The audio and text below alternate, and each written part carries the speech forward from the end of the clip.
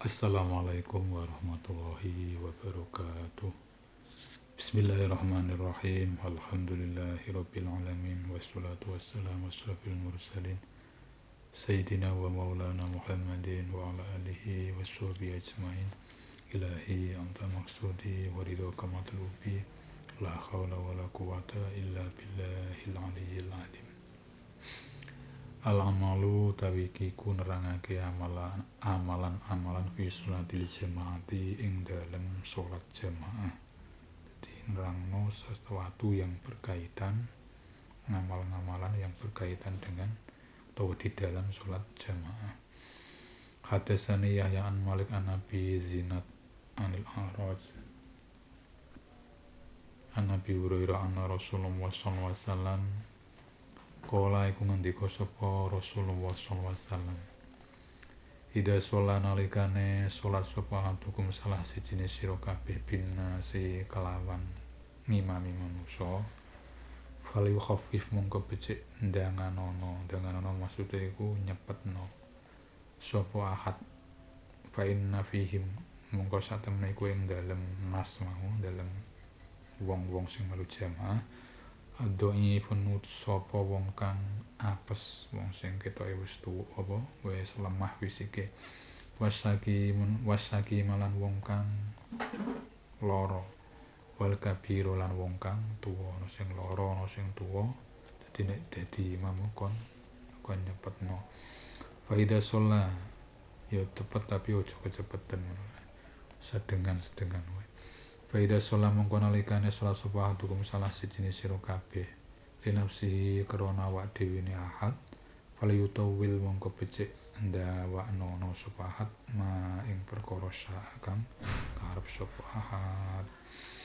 Iku ndikane Kanjeng Nabi ngoten dadi nek awak dhewe dadi imame wong akeh dadi pengarep ku nek ngimami dikon ojo kedawan ojo kesuwen kok di antara makmum yang ikut kita ku kadang ana sing wis lara wis tuwa wis lemah fisike mesake mangke dadi ojo kecepetan padha ae biasane nek wong selinu-linu kecepetan ya padha ae mesake abot mangke ya sedengan wae lah khairul umur ausatuha api-api perkara iku tengah-tengah sedengan ya ora kecepetan ora kesuwen.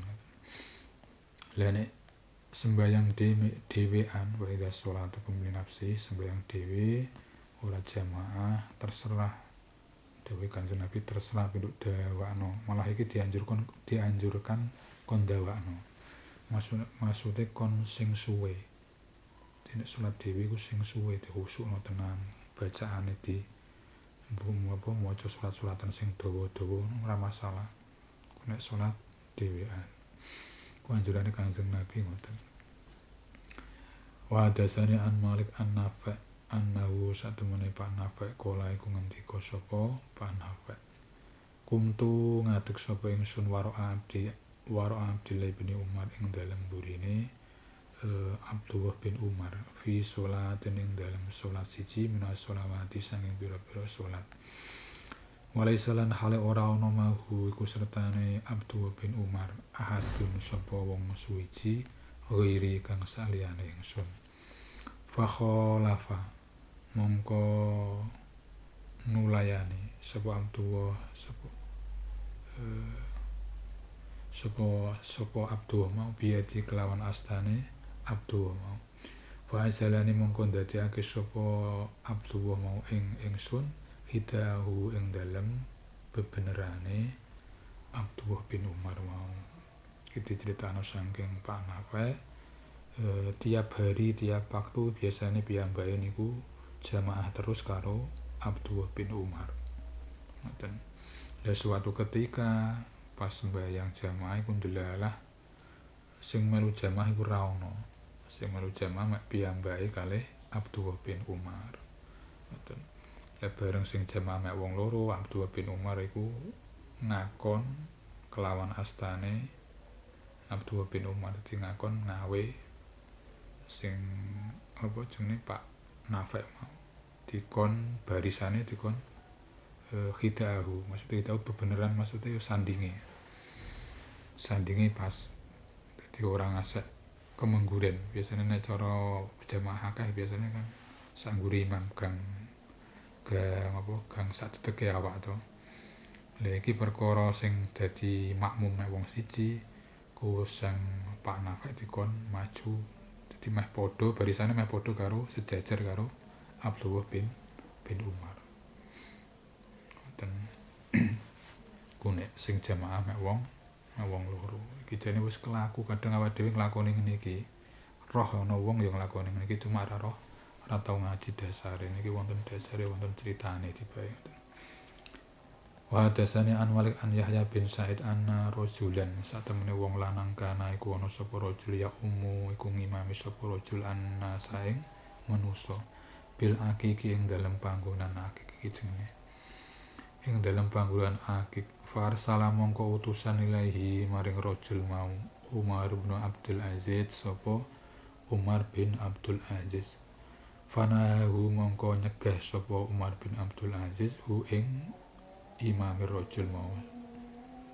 Iki critane diceritakno sang Sahyaya ana wong lanang ngimami dadi pengarep ngimami wong akeh.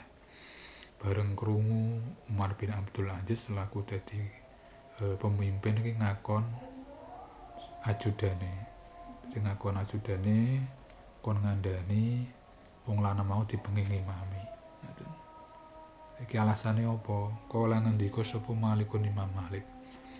Fa inna manahu manging sepestine nyegah ing Umar nyegah sapa Umar bin Abdul Aziz hu ing rajul liannahu krana satemene rajul kana iku ana sapa rajul iku ya maru layu rofu iku ora den weruhi sapa abuhu bapake rajul. Dadi ceritane kok dilarang karo